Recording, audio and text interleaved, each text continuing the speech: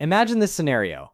You're sitting at your desk on a Tuesday afternoon, and you overhear your coworker talking about how they managed to build a substantial investment portfolio without really thinking too hard about it. They mention something called the 7-year rule, and suddenly your mind starts racing with questions.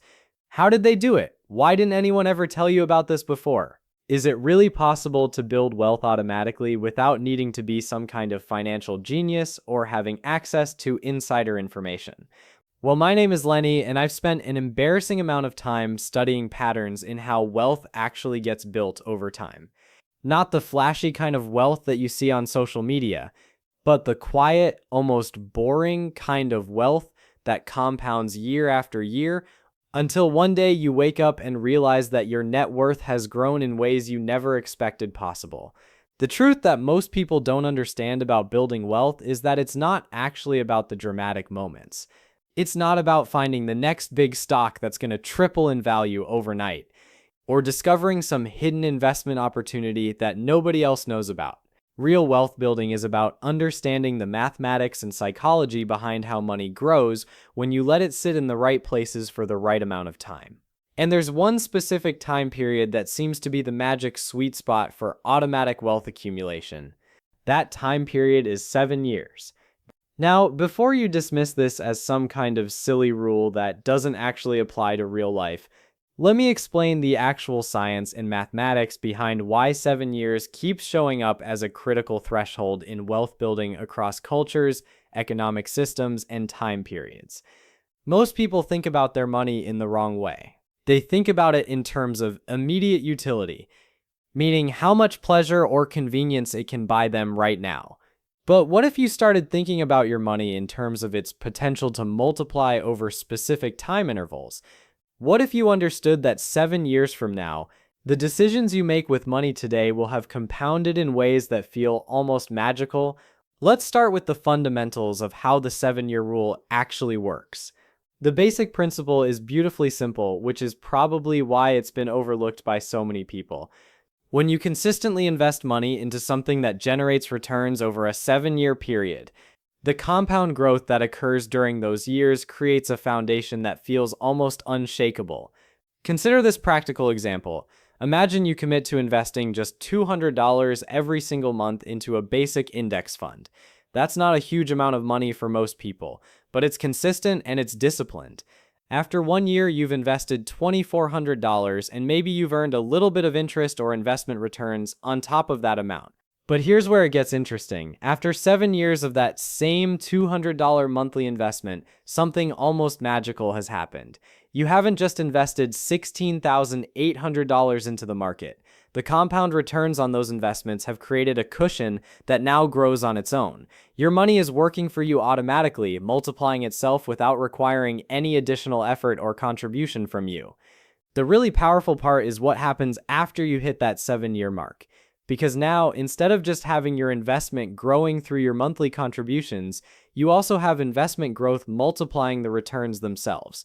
It's like your money is making babies, and those babies are making babies, and suddenly you've got this entire ecosystem of wealth that's growing seemingly on its own. But the 7-year rule goes far beyond just simple investing. There's actually deep psychology and behavioral economics that explain why 7 years specifically seems to be the threshold where most people's financial lives fundamentally transform. It has to do with something called temporal discounting, which is the human tendency to care more about immediate rewards than future ones. Most people struggle with money not because they're stupid or irresponsible, but because our brains are wired to prioritize immediate gratification over long-term benefits. If I offered you $100 today or $130 in 7 years, most people would take the $100 today, even though the 7-year offer is actually a much better deal mathematically. But here's what's fascinating about the 7-year mark specifically. 7 years is long enough that it starts to feel real to our brains, but short enough that it doesn't feel impossibly distant.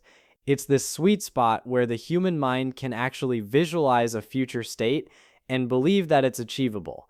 This psychological shift is crucial because it's what allows people to actually stick with wealth-building strategies long enough for them to work. I know someone who committed to the 7-year rule about a decade ago. They were making decent money, but they felt like they were always living paycheck to paycheck, never able to get ahead.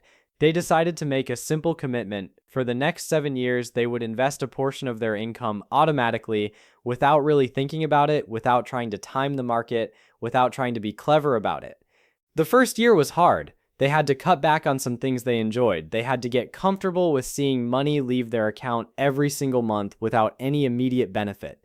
But somewhere around year 2 or 3, something shifted. They stopped thinking about that investment money as money they were giving up. Instead, they started thinking about it as the future version of themselves that was being created right now through their current decisions. By year 5, they actually started getting excited about checking their investment balance. The compound returns had grown to a point where the money was visibly multiplying itself. By year 7, something remarkable had happened. They had built a financial foundation that suddenly opened doors that were previously closed. They could afford to take a course that improved their marketability at work, which led to a promotion. They could handle unexpected expenses without completely derailing their financial progress. They could take calculated risks with their money, like investing in a side business, because they had that 7-year foundation to fall back on. This is where the 7-year rule really gets powerful. It's not just about the money that accumulates, it's about the doors that accumulation opens for you. Once you've successfully executed the 7-year rule once, you understand something that poor people and wealthy people both understand, but middle-class people often struggle with. You understand that patience and discipline multiply money more reliably than luck or talent or intelligence ever could. There's actually a mathematical concept that explains this perfectly, and it's called the Rule of 72. This rule tells us roughly how long it takes for your money to double when it's invested in something that generates returns.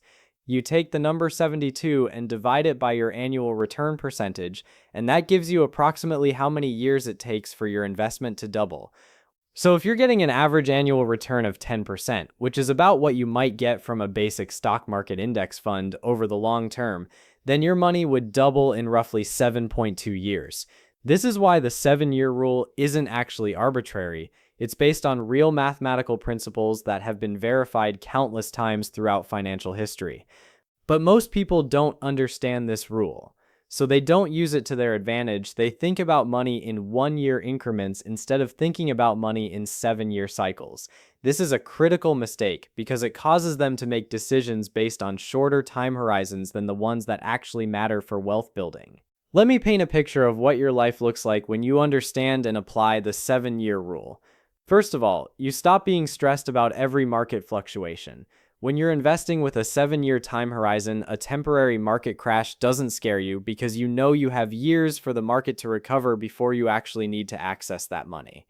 This mental shift alone is incredibly powerful because it allows you to stay invested during the times when most people panic and sell. And history shows us that the people who panic and sell during market downturns are the ones who lose money, while the people who stay calm and keep investing are the ones who get rich over time. Second, applying the 7-year rule changes how you think about current spending decisions. Every purchase becomes not just about whether you can afford it today, but about what that money could become in 7 years if you invested it instead. This doesn't mean you should never spend money or enjoy life, but it does mean you start making much more intentional choices about where your money goes. I know someone who was about to spend $1,500 on a new gaming console and entertainment setup. Then they did a quick mental calculation using the 7-year rule. They realized that $1,500 invested for 7 years at average market returns could grow to nearly $3,000. Suddenly, the gaming console didn't seem quite as appealing. They decided to invest the money instead, and 7 years later, that $1,500 investment had indeed grown substantially. This is the power of understanding what I call the opportunity cost of spending. Every dollar you spend today is not just a dollar gone, it's a multiplication opportunity lost. When you internalize this understanding, your spending patterns naturally shift because your brain starts to automatically calculate these trade-offs.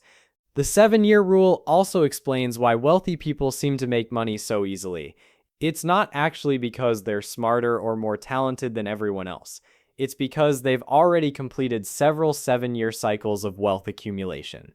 Once you've run the 7-year cycle successfully once or twice, starting to run it again is incredibly easy. You know it works, you believe in it, and you can see the evidence of it working in your own life. There's also something called the power of compound returns that makes the 7-year rule so effective. When you're in the early years of your wealth building journey, the compound returns are relatively small. Your money is growing, but the growth doesn't feel particularly fast. But then something amazing happens right around the 7-year mark. The growth starts accelerating because now your returns are starting to generate their own returns. You're not just earning a 10% return on your initial investment. You're earning a 10% return on your initial investment plus a 10% return on all the returns you've accumulated so far. This creates exponential growth rather than linear growth, and that's when wealth building starts feeling almost automatic. Let me give you a concrete example of how this actually plays out. Say you start with $1,000 and you invest it at 10% annual returns. After 1 year, you have $1,100. That might not seem like much. After 2 years, you have $1,210. Still not that impressive.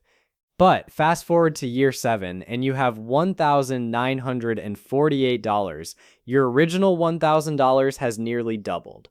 But here's the really important part. By year 14, your original $1,000 has grown to about $3,700. And by year 21, it's grown to over $8,000. This is exponential growth, and the 7-year mark is where most people start to really notice it happening. Now, I want to address something that a lot of people worry about when they think about implementing the 7-year rule. They think that if they lock their money away for 7 years, they're missing out on opportunities to spend it on things that matter right now. They worry about quality of life, they worry about missing experiences, they worry about being broke while their money is slowly growing somewhere they can't touch it. This is a very real concern, and it's important to address it honestly. The truth is that you don't need to invest every single penny you have for 7 years. The 7-year rule works incredibly well when you invest a portion of your income consistently over that time period. Maybe it's 20% of your income, maybe it's 10%, maybe it's 5%. The specific percentage matters less than the consistency. Most people can find a way to invest something without significantly compromising their current quality of life. It might require giving up some small luxuries or being more intentional about spending, but it's absolutely achievable for the vast majority of people who have stable income. There's also something fascinating that happens to your brain when you commit to the 7-year rule. You start noticing opportunities to make money that you never noticed before. You become more interested in your career development because you understand that increased income can accelerate your wealth building timeline. You start side hustles because you want extra money to put toward your 7-year investments. You become more entrepreneurial, not because you suddenly became a different person, but because your brain is now motivated by a goal that you understand and believe in. The 7-year rule also protects you against some of the worst financial decisions that people make. When you have a long-term investment strategy, you're less likely to fall for get-rich-quick schemes. You're less likely to make emotional decisions with your money. You're less likely to panic during market downturns and sell everything at the worst possible time. You're less likely to jump between different investment strategies constantly, which is one of the primary ways that most people underperform compared to what they could achieve. I want to tell you about something that happens around the completion of your first 7-year cycle. It's difficult to describe unless you've experienced it yourself, but it's almost like a switch flips in your brain. You go from thinking of wealth building as something you have to do to thinking of wealth building as something you get to do. You go from seeing it as deprivation to seeing it as empowerment. Your first 7-year cycle is the hardest one because you have to use willpower and discipline to stick with it. But every 7-year cycle after that becomes easier because you have proof that it actually works. You can look at your account balance and see that the mathematical principles you've been relying on have delivered exactly what they promised. This momentum is incredibly powerful. Most people who successfully complete their first 7-year cycle of wealth accumulation immediately commit to starting their second cycle. It's not because they suddenly became different people or because they won the lottery. It's because they now understand something viscerally that poor people and very wealthy people both understand, but that most middle-class people struggle with. They understand that time plus consistency plus patience equals wealth. The beautiful thing about the 7-year rule is that it doesn't require that you be rich to start. You don't need to have thousands of dollars sitting around just waiting to be invested. You can start with whatever you have, even if it's just $50 per month. In fact, starting small might actually be better because it forces you to get comfortable with the process before you're dealing with larger amounts of money. So here's what I want you to take away from this conversation. The 7-year rule isn't some magical formula that only works for the wealthy or the lucky. It's a mathematical principle that works for anyone who has the discipline to stick with it long enough to see it work. 7 years might seem like a long time when you're just starting out, but I promise you that it's going to pass anyway. The question is not whether 7 years will go by. The question is, what will your financial situation look like when those 7 years have passed? Will you be in the same place you are now, or will you have used the power of the 7-year rule to completely transform your wealth trajectory?